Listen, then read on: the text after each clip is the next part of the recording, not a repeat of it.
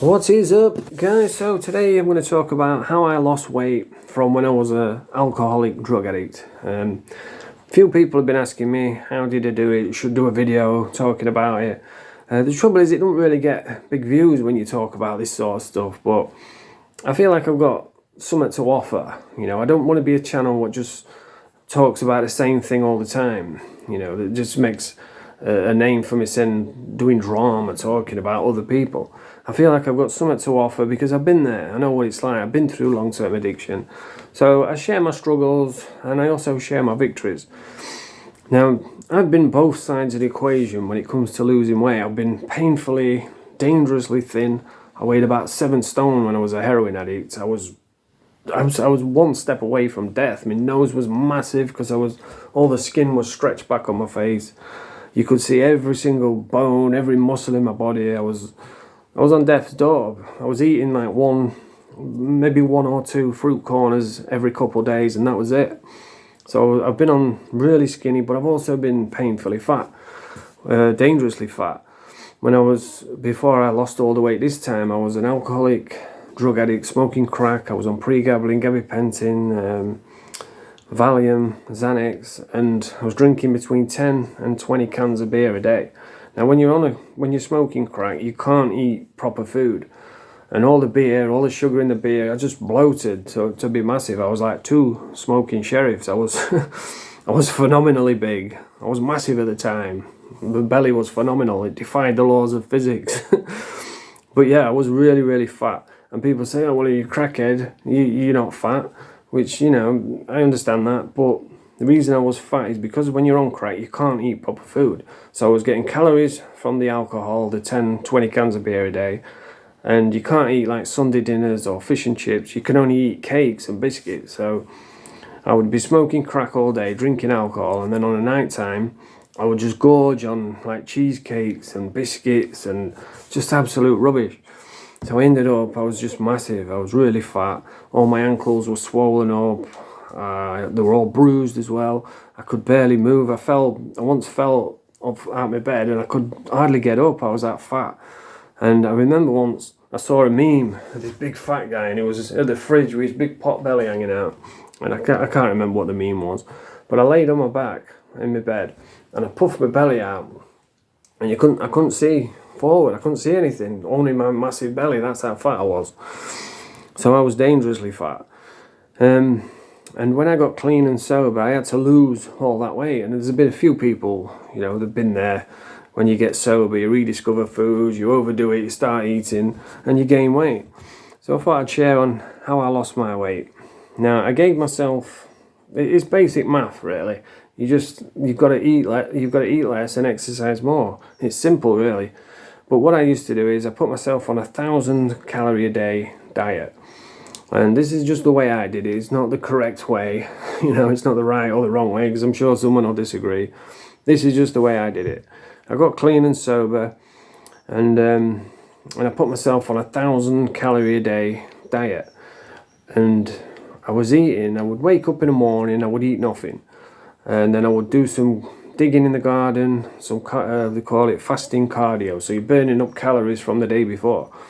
And I would just eat nothing all day. And then 1 o'clock in the afternoon, I would eat a small bowl of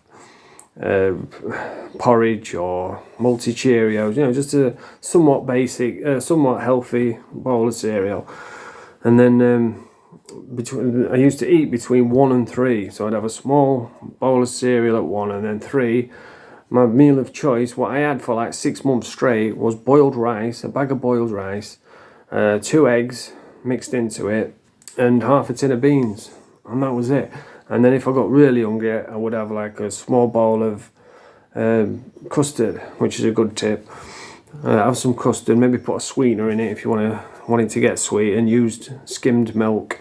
So there's hardly any calories in it, but it hits the spot. And you'll find what I used to do is, because you're so hungry from not eating, because people say, "Oh, boiled rice and beans, that tastes horrible." I couldn't do that.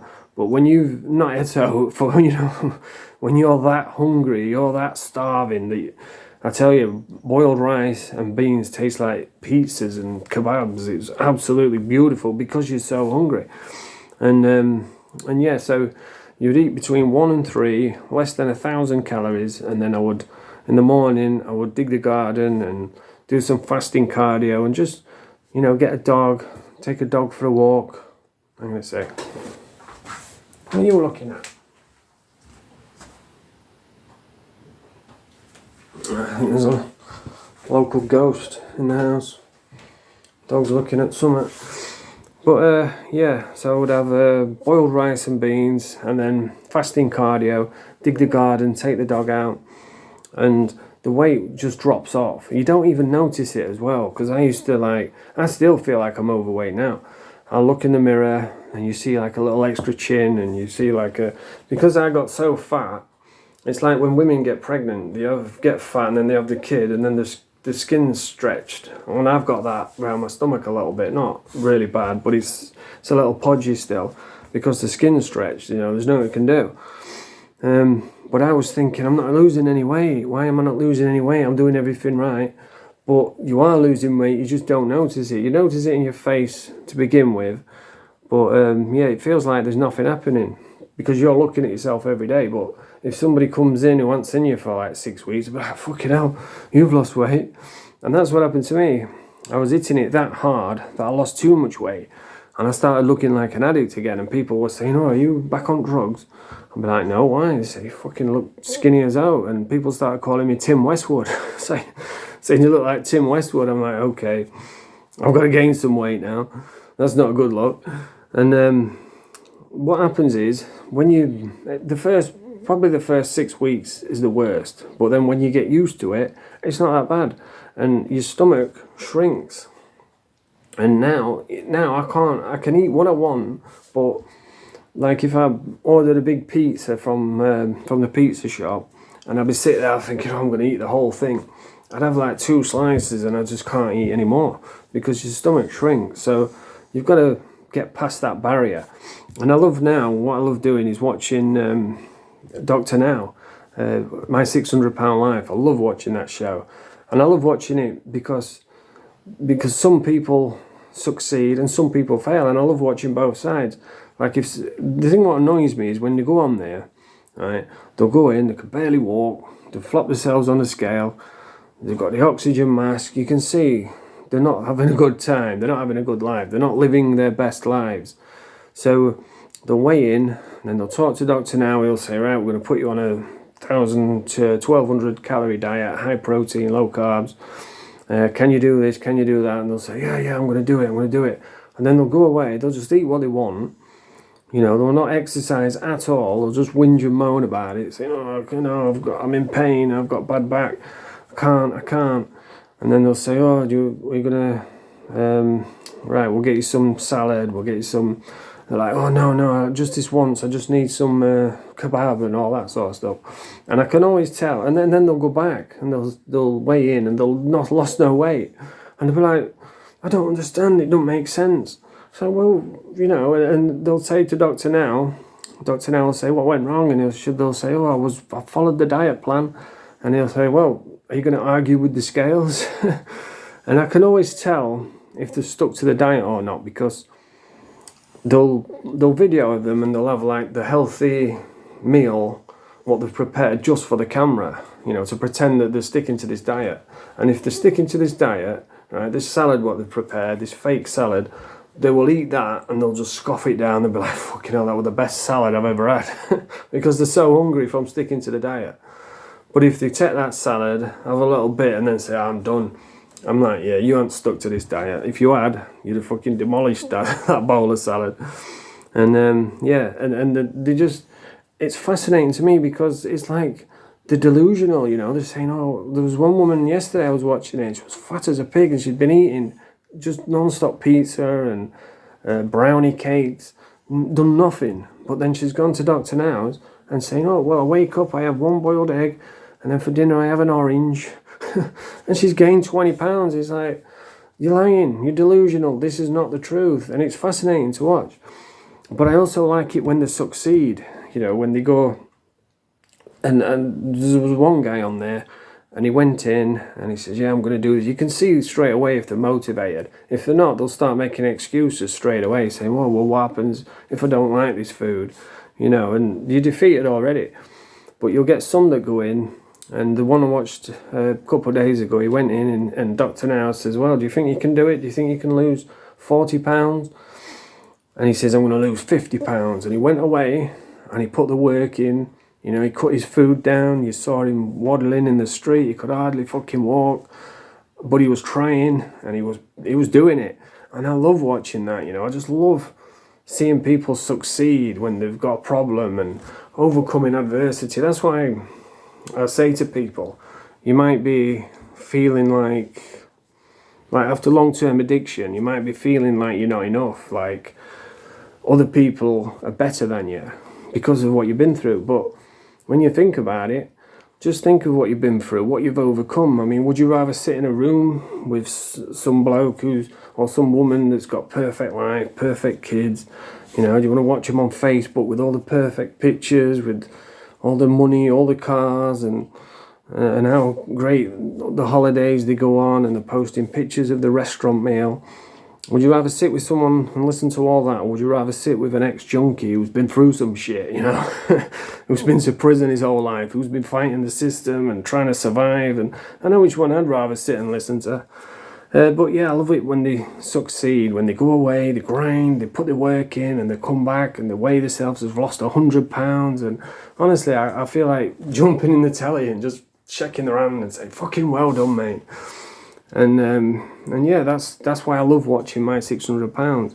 And when they fail, I like it as well, because I can say, wow, you know, you couldn't do it, I could do it, you couldn't do it. That's how hard it is, because it's not easy losing weight. But it's all the mindset. Once you flick that switch, that's what I've found. Once you flick that switch in your head, you know, it becomes an obsession. And like I say, I was doing 1,000 calories a day. I overdid it because I wasn't taking into account what I was burning off, you know. So I was doing 1,000 calories a day, but I was probably burning off like 300 or 400.